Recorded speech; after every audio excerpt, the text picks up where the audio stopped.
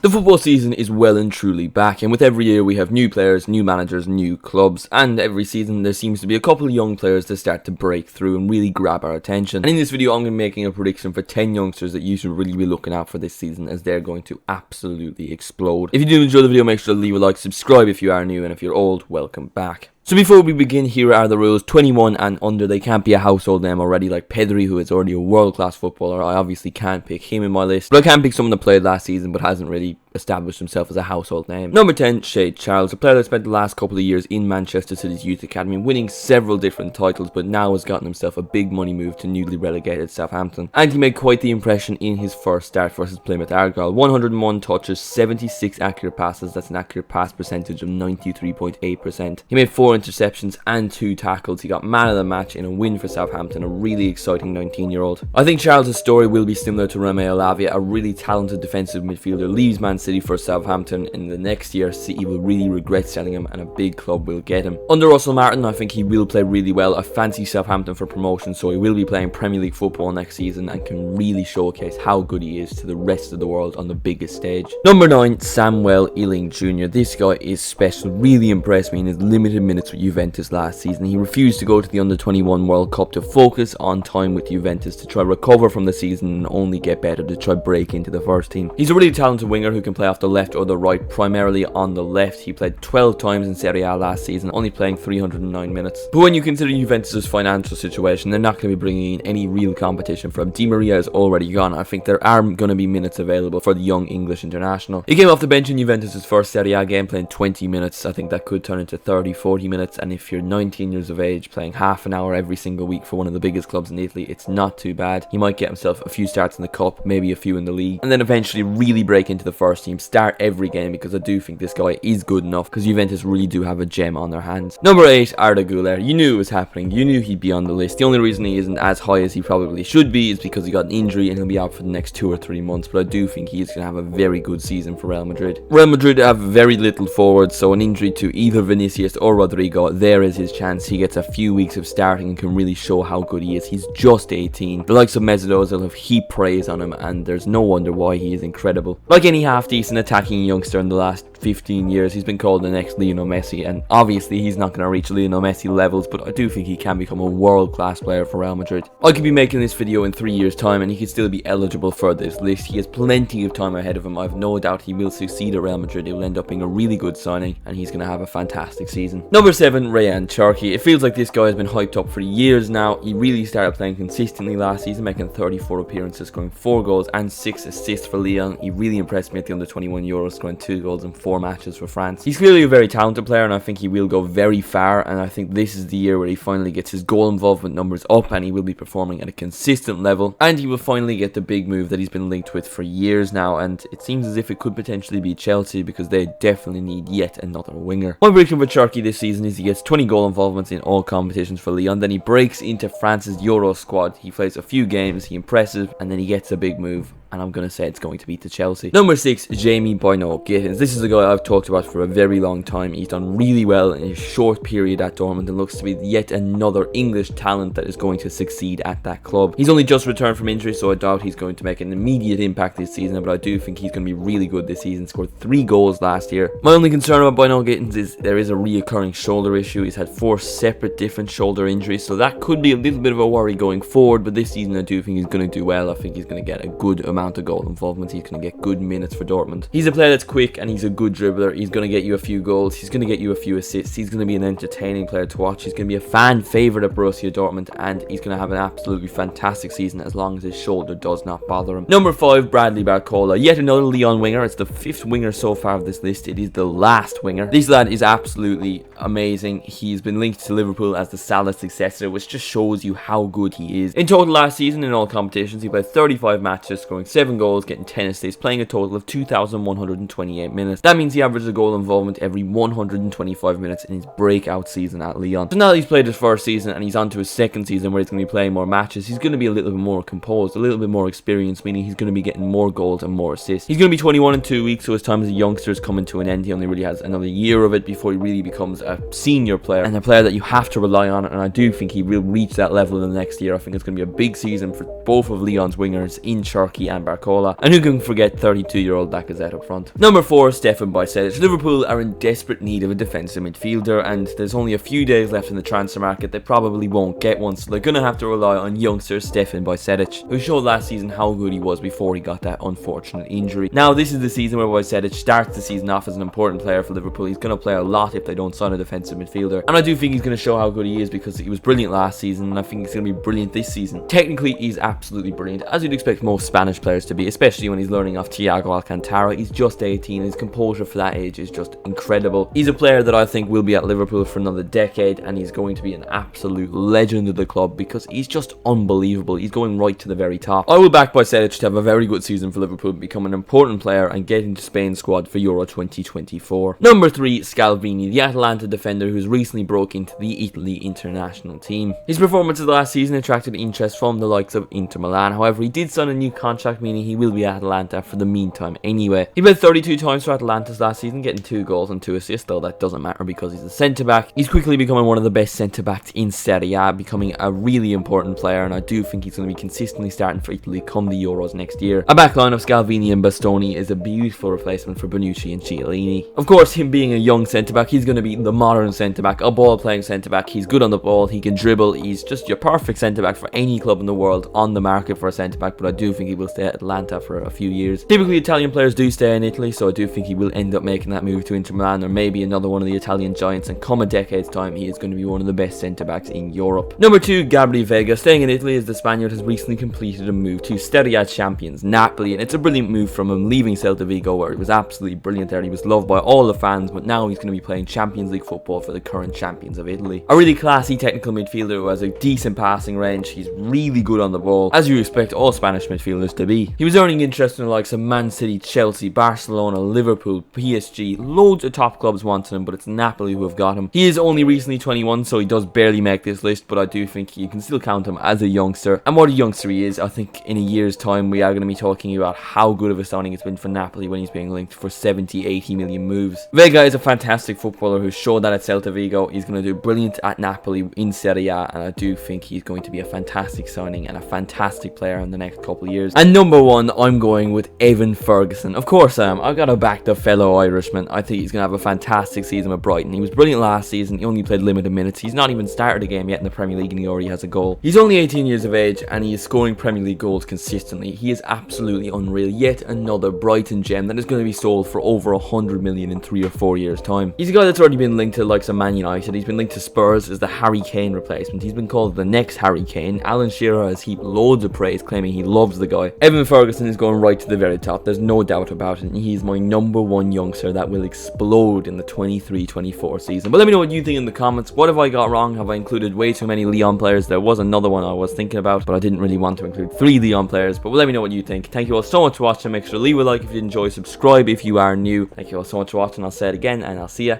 in the next one.